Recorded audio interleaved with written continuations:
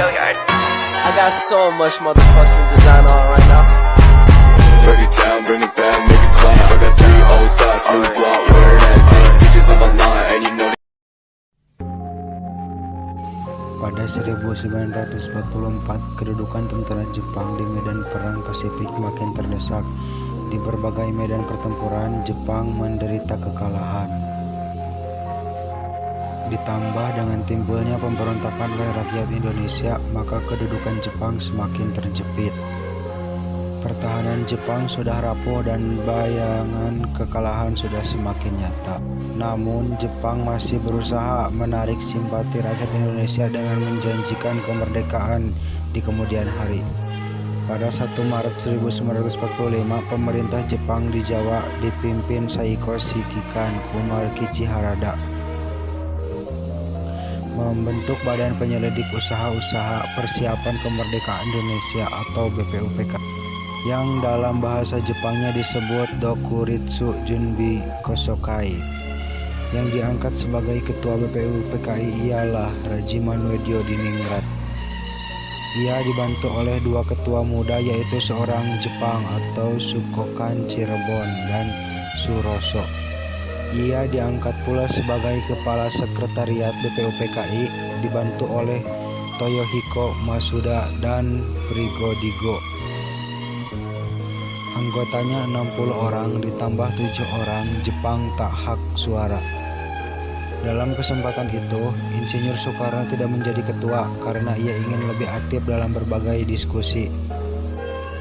Pelantikan anggota-anggota BPUPKI dilakukan pada tanggal 2 Mei 1945. Pelantikan anggota-anggota BPUPKI dilakukan pada tanggal 2 Mei 1945 bertepatan dengan hari ulang tahun Raja Jepang Tenno Jenderal Itagaki dan Jenderal Ichiro Najano. Pada peresmian itu, bendera merah putih dikibarkan di samping bendera Hinomaru. Tugas pokok BPUPKI ialah melakukan penyelidikan terhadap usaha-usaha persiapan kemerdekaan Indonesia. Untuk itu, BPUPKI telah membentuk beberapa panitia kerja, yakni 1.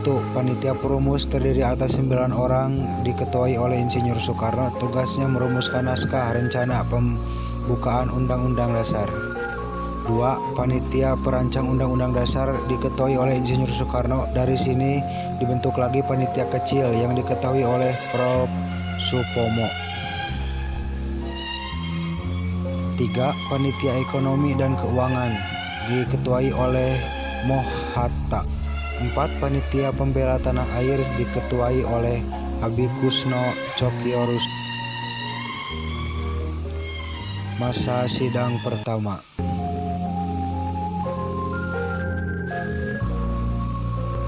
Setelah panitia terbentuk, BPUPKI segera mengadakan bersidang yang akan dilaksanakan dalam 2 tahap.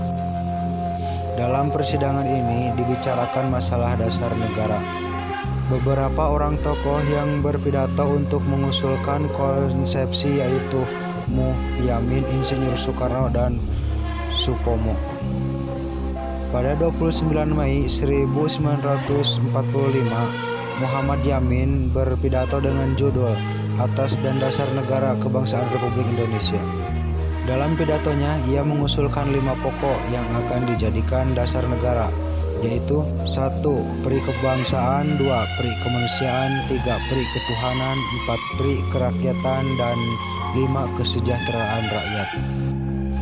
Pada 31 Mei 1945, Supomo berpidato dengan masalah-masalah yang berhubungan dengan dasar negara yang berisikan 5 asas, yaitu 1.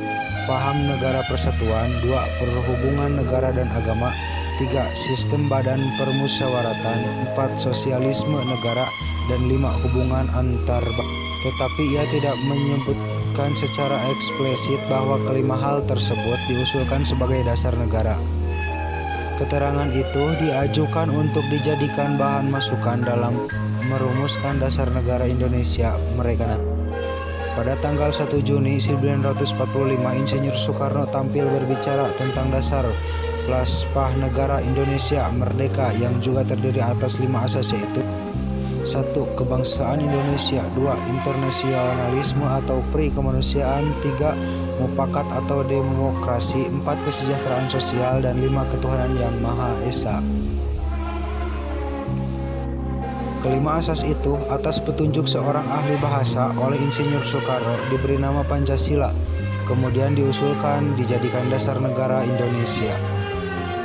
Dalam masa sidang tersebut, belum didapat kata sepakat mengenai dasar negara Indonesia. Setelah pembicaraan selesai, sidang berikutnya ditunda sampai bulan Juli. Sambil menunggu masa sidang berikutnya, maka 9 orang BPUPKI membentuk panitia kecil yang beranggotakan ke 9 orang.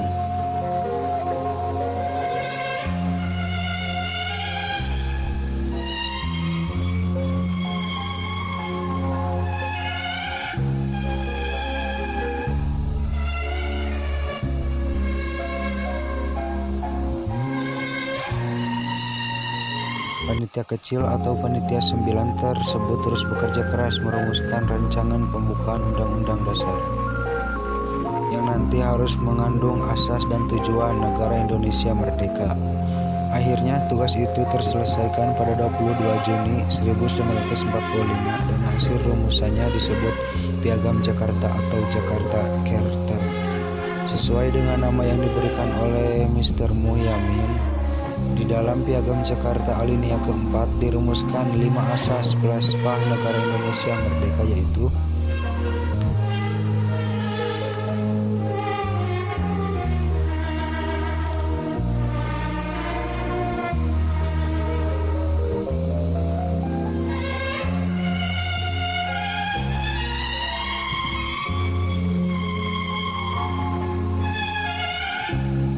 Piagam Jakarta dengan beberapa perubahan, terutama mengenai rumusan Pancasila, kemudian dijadikan pembukaan Undang-Undang Dasar 1945. Masa sidang kedua.